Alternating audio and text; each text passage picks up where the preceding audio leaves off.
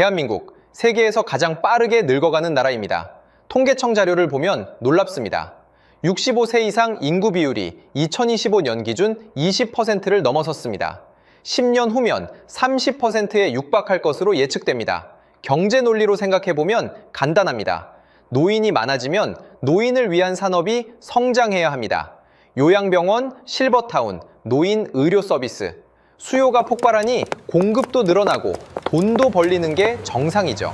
그런데 지금 현장에서 들려오는 소식은 정반대입니다. 요양병원들이 문을 닫고 있습니다. 단순히 경영난 수준이 아닙니다. 10년, 15년 멀쩡히 운영하던 병원들이 하루아침에 간판을 내리고 있습니다. 서울에서는 병상을 찾아 3개월을 기다려야 하고 지방에서는 병원 자체가 사라져 집에서 임종을 맞는 어르신들이 늘어나고 있습니다. 노인은 늘어나는데 침대는 사라진다. 이 기이한 역설. 오늘 우리는 그 이유를 철저히 파헤쳐 보겠습니다. 이건 남의 일이 아닙니다. 20년, 30년 후 여러분의 노후가 걸린 문제입니다. 끝까지 시청해 주세요. 충남 아산시, 서울에서 차로 1시간 30분 거리에 있는 중소도시입니다. 이곳에서 요양병원을 운영하는 이승호 원장, 가명 58세. 그는 8년 전 이곳에 전 재산을 쏟아부었습니다. 당시 아산시의 고령화율은 25%를 넘어서고 있었습니다. 주변에 제대로 된 요양병원이 손에 꼽을 정도였죠. 여기라면 평생 안정적으로 운영할 수 있겠다. 선배 의사들도 말했습니다. 노인 많은 곳에 깃발만 꽂으면 평생 먹고 산다. 실제로 처음 5년은 그 말이 맞았습니다. 120개 병상 규모의 병원은 항상 90% 이상 차 있었습니다. 대기자 명단도 길었습니다. 환자 가족들이 언제쯤 입원할 수 있냐고 수시로 전화를 걸어왔죠. 이 원장은 직원들에게 보너스도 두둑이 챙겨줬습니다. 병원 시설도 개선했습니다. 환자 식사질도 높이고 물리치료 장비도 최신으로 교체했습니다. 그런데 2020년을 기점으로 모든 게 달라지기 시작했습니다. 처음엔 코로나19 여파라고 생각했습니다. 면회 제한, 입원 기피. 하지만 팬데믹이 끝나도 상황은 나아지지 않았습니다. 오히려 더 악화됐습니다. 현재 병상 가동률은 60% 초반, 빈 침대가 40개가 넘습니다. 이 원장은 밤마다 계산기를 두드립니다. 환자 한 명을 하루 돌보는 데 드는 실제 비용을 계산해 봤습니다. 간병 인력, 1인당 하루 약 7만 원, 환자 식사, 하루 일만 5천 원, 의료 소모품, 기저귀, 거즈, 소독제 등 1만 원, 시설 유지비, 전기, 수도, 가스, 냉난방 2만 원, 간호사, 의사, 행정직 인건비 배분 3만 원, 기타 관리비 1만 5천 원 총합 약 17만 원. 그런데 건강보험공단에서 지급하는 수가는 얼마일까요? 환자 중증도에 따라 다르지만 평균 12만 원 수준입니다. 환자 한 명당 하루 5만 원씩 적자. 60명의 환자를 돌보면 하루 300만 원 손해입니다. 한 달이면 9천만 원, 1년이면 10억 원이 넘습니다. 환자가 많을수록 손해가 커지는 구조예요. 이게 정상인가요? 이 원장은 올해 안에 폐업을 진지하게 고민하고 있습니다. 서울 강동구에 사는 박민수 씨, 가명 51세, 중견기업에 다니는 평범한 직장인입니다. 지난해 11월 어머니 79세가 욕실에서 미끄러져 넘어졌습니다. 고관절 골절, 즉시 인근 대학병원 응급실로 이송됐고 수술을 받았습니다. 수술은 성공적이었습니다. 하지만 의사는 말했습니다. 수술은 잘 됐지만 이제부터가 중요합니다. 재활치료를 제대로 받지 않으면 평생 침대에 누워 계셔야 할 수도 있어요. 요양병원에서 최소 3개월은 집중적으로 물리치료를 받으셔야 합니다. 박 씨는 생각했습니다. 서울인데 병원이야 널렸지. 집 근처로 깨끗한 곳 골라서 가면 되겠지. 퇴원 일주일 전부터 박 씨는 병원 찾기에 나섰습니다. 첫 번째 전화, 강동구의 한 요양병원. 안녕하세요. 어머니가 고관절 수술을 받으셨는데요. 재활치료 때문에 입원 상담을 받고 싶습니다. 죄송합니다. 현재 여성 병상은 10,000원입니다. 대기 순번이 48번이세요. 48번이요? 그럼 언제쯤 입원할 수 있나요? 최소 6주에서 8주 정도 기다리셔야 할 것 같습니다. 두 번째, 세 번째 전화도 비슷했습니다. 송파구의 한 병원. 저희는 회복기 재활 전문 병원이라 중증 환자만 받고 있습니다. 고관절 수술 정도는 죄송합니다. 광진구의 한 병원. 대기자가 너무 많아서 현재는 신규 접수를 받지 않고 있습니다. 박 씨는 당황했습니다. 서울 한복판에서 병상 하나 구하는 게 이렇게 어려울 줄은 몰랐습니다. 결국 범위를 넓혔습니다. 강북구, 노원구, 성북구, 심지어 경기도 하남, 구리, 남양주까지 무려 16곳에 전화를 돌렸습니다. 그중 즉시 입원 가능하다고 한 곳은 단 2곳, 하나는 경기도 외곽의 낡은 시설. 직접 가서 봤는데 4인실 병실이 비좁고 어두웠습니다. 복도에선 소독약 냄새가 강하게 났습니다. 다른 하나는 경기도 김포의 한 병원. 시설은 괜찮았지만 집에서 왕복 2시간이 걸렸습니다. 매일 면회를 가기엔 부담스러운 거리였죠. 박 씨는 고민 끝에 결단을 내렸습니다. 어머니를 집으로 모시기로 한 겁니다. 낮에는 인근 재활센터에 모시고 저녁에는 박 씨와 아내가 교대로 어머니를 돌봅니다. 간단한 물리치료, 식사보조, 화장실 이동, 처음엔 할 수 있을 것 같았습니다. 하지만 현실은 달랐습니다. 회사에서 조퇴하거나 반차를 내는 날이 잦아졌습니다. 아내는 파트타임 일을 그만뒀습니다. 박 씨는 말합니다. 지금은 제가 50대 초반이라 체력적으로 버틸 수 있어요. 그런데 20년 뒤 제가 70대가 되었을 때 제가 아프면 누가 저를 돌보죠? 제 아들은 하나뿐이에요. 그 아이가 혼자서 저를 감당할 수 있을까요? 아니 그때는 병원 자체가 남아있기나 할까요? 전남 담양군 대나무와 메타세쿼이아 길로 유명한 작은 군입니다. 이곳의 인구는 약 4만 5천 명, 그중 65세 이상이 35%를 넘습니다. 전형적인 초고령 지역이죠. 7년 전만 해도 읍내에 요양병원이 4곳 있었습니다. 노인들에게는 든든한 안전망이었습니다. 아프면 저기 가면 되지. 하지만 지금은 2곳만 남았습니다. 하나는 2년 전 폐업했고 다른 하나는 작년에 요양원으로 간판을 바꿔 달았습니다. 병원과 요양원은 완전히 다릅니다. 병원은 의사가 상주하며 의료 행위를 할 수 있지만 요양원은 돌봄 중심의 시설입니다. 담양에 사는 최영자 할머니, 가명, 80세. 남편 초의 할아버지, 83세였는 작년 겨울 뇌졸중으로 쓰러졌습니다. 광주의 한 대학병원으로 응급 이송됐고 다행히 골든타임 내에 혈전 제거 수술을 받았습니다. 생명은 건졌지만 왼쪽 마비가 왔습니다. 의사는 말했습니다. 재활치료가 매우 중요합니다. 3개월에서 6개월이 골든타임이에요. 퇴원 후 갈 곳을 알아봤습니다.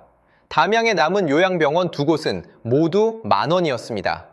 대기자만 20명이 넘습니다. 광주로 눈을 돌렸습니다. 광주 시내의 몇몇 병원은 자리가 있었지만 담양에서 광주까지는 차로 40분, 왕복 1시간 20분입니다. 80세 최할머니가 매일 그 거리를 오가며 면회하는 건 불가능했습니다.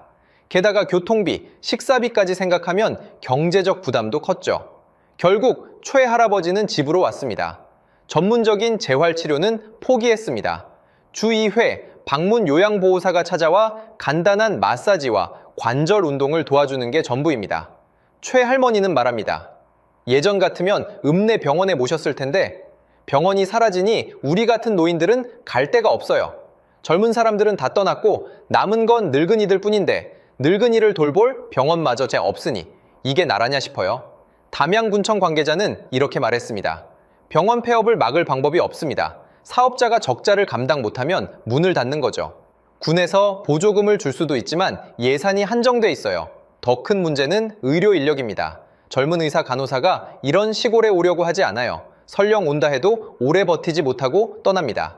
자, 여기서 우리는 질문을 던져야 합니다. 노인은 분명히 늘어나고 있습니다. 수요는 폭발하고 있습니다. 그런데 왜 공급은 무너지고 있을까요?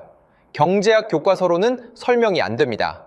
여기엔 5가지 구조적 원인이 얽혀 있습니다. 원인 1. 일당 전객수가 시스템의 구조적 함정 요양병원은 일반 병원과 완전히 다른 방식으로 운영됩니다. 바로 일당 전객제. 환자가 어떤 치료를 받든 어떤 약을 쓰든 하루에 정해진 금액만 건강보험공단에서 지급받습니다. 쉽게 비유하면 뷔페와 비슷합니다. 많이 먹든 적게 먹든 입장료는 똑같죠. 이 시스템이 처음 도입된 건 2008년입니다. 당시 취지는 좋았습니다. 과잉 진료를 막고 예측 가능한 비용 구조를 만들자. 하지만 문제가 있었습니다. 물가와 인건비는 매년 오르는데 수가 인상은 그 속도를 따라가지 못했습니다. 구체적인 숫자를 볼까요? 2015년 평균 수가 환자일 인당 하루 약 10만 원 2025 년 평균 수가 환자일 인당 하루 약 12만 원 10년간 20% 인상입니다. 같은 기간 인건비는 어땠을까요? 2015년 최저시급 5,580원 2025 년 최저시급 1330원 약 80% 인상. 식재료비, 의료 소모품 가격은 평균 40%부터 50%까지 상승했습니다.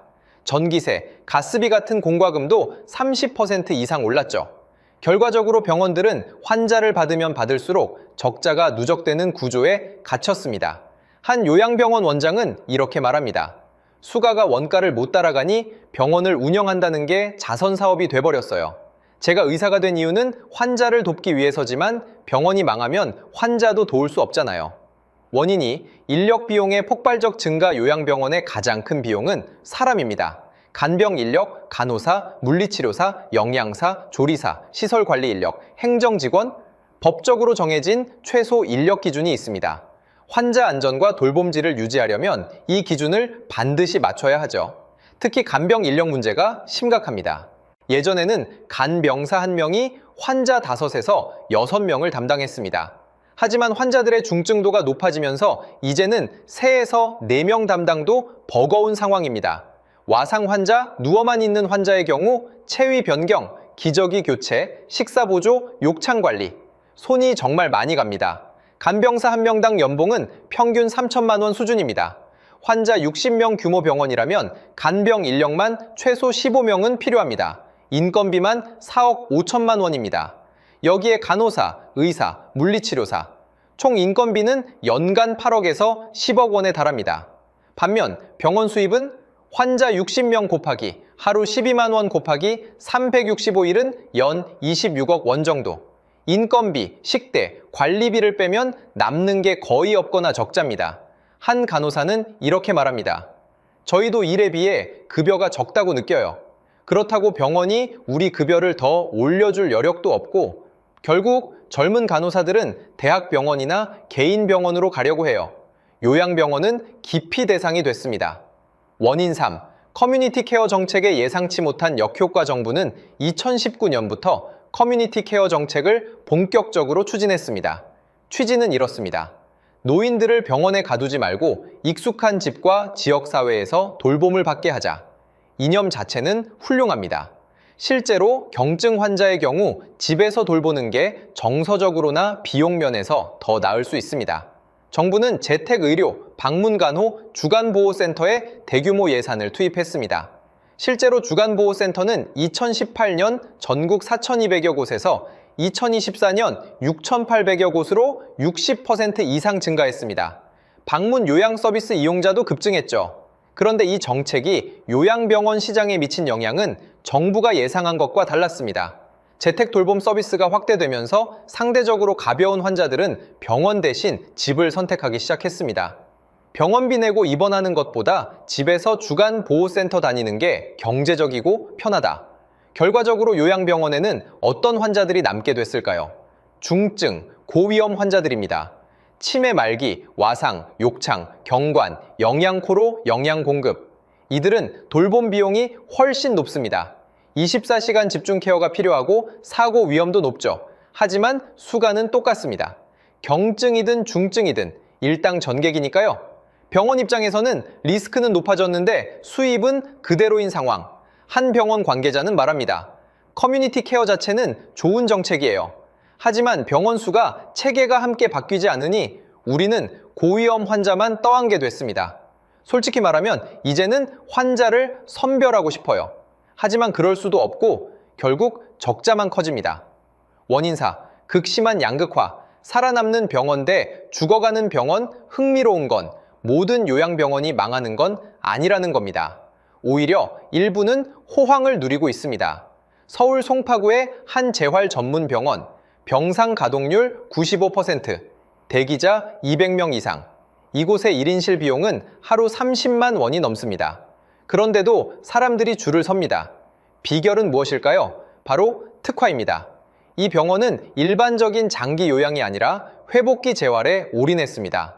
뇌졸중 후 재활, 골절 후 재활, 척추 수술 후 재활. 환자를 빠르게 회복시켜 집으로 돌려보내는 데 집중합니다. 이런 병원들은 건강보험공단으로부터 일반 요양병원보다 30%부터 50%까지 높은 수가를 받습니다. 게다가 회복이 빠른 환자들을 다루니 침대 회전율도 높습니다. 한 환자가 3개월 만에 퇴원하면 그 자리에 새 환자를 받을 수 있죠. 또 다른 특징은 선별입니다. 이런 병원들은 환자를 매우 까다롭게 고릅니다. 회복 가능성이 높은 환자만 받습니다. 치매나 와상 환자는 받지 않습니다. 결과적으로 리스크는 낮추고 수익성은 높이는 구조입니다. 하지만 이런 알짜 병원은 전체의 10%도 안 됩니다. 대부분은 수도권 대도시에 집중돼 있고 시설도 최신식이며 의료진도 우수합니다. 반면 나머지 90%의 일반 요양병원은 중증 환자를 떠안고 적재 시달리며 폐업을 고민합니다. 이게 바로 요양병원 시장의 양극화입니다. 부자 노인은 프리미엄 병원에서 최상의 케어를 받고 가난한 노인은 갈 곳조차 찾지 못하는, 마지막 원인은 가장 근본적이면서도 충격적입니다. 바로 절대 인구 감소. 전문가들은 예측했습니다. 고령 인구가 늘어나니 요양산업이 뜰 것이다. 특히 지방은 고령화율이 높으니 요양병원이 호황일 것이다. 이 논리는 맞는 것처럼 보입니다. 실제로 지방의 고령화율은 30%, 40%를 넘어섭니다. 하지만 한 가지를 간과했습니다. 바로 절대 인구입니다. 고령화율이 높아지는 건 두 가지 방식으로 일어납니다. 1번, 노인 수가 늘어나서 2번, 젊은이가 떠나서 지방은 이 번이 주된 원인입니다. 전북을 사례로 들어보겠습니다. 2018년 전북 인구 약 184만 명, 2024년 전북 인구 약 177만 명, 1만 명 감소, 2018년 전북 65세 이상 인구 약 37만 명, 20.1%, 2024년 전북 65세 이상 인구 약 40만 명, 22.6%. 겉으로 보면 노인 인구가 3만 명 늘었습니다. 하지만 자세히 보면 다릅니다. 전체 인구가 7만 명 줄었으니 사실상 청년층 10만 명이 떠난 겁니다. 더 중요한 건 이제는 노인 인구조차 정체되기 시작했다는 겁니다. 왜 그럴까요? 노인도 언젠가는 사망합니다. 새로 유입되는 노인 60대가 70대로보다 사망하는 노인 80대, 90대 많아지는 시점이 오는 거죠. 전북의 경우 2027년 이후 65세 이상 인구가 절대적으로 감소할 것으로 예측됩니다. 요양병원 입장에서는 충격입니다. 고령화 시대에 대비해서 병원을 지었는데 정작 환자는 늘지 않고 오히려 줄어든다고. 실제로 전북 지역 요양병원은 2018년 62개에서 2024년 54개로 13% 감소했습니다. 병상 수도 19,000개에서 17,000개로 10% 이상 줄었습니다. 한 전북 지역 병원 관계자는 말합니다. 우리는 고령화 특수를 기대했어요. 하지만 현실은 소멸 한파였습니다. 젊은이는 물론이고 이제는 노인마저 줄어들고 있어요.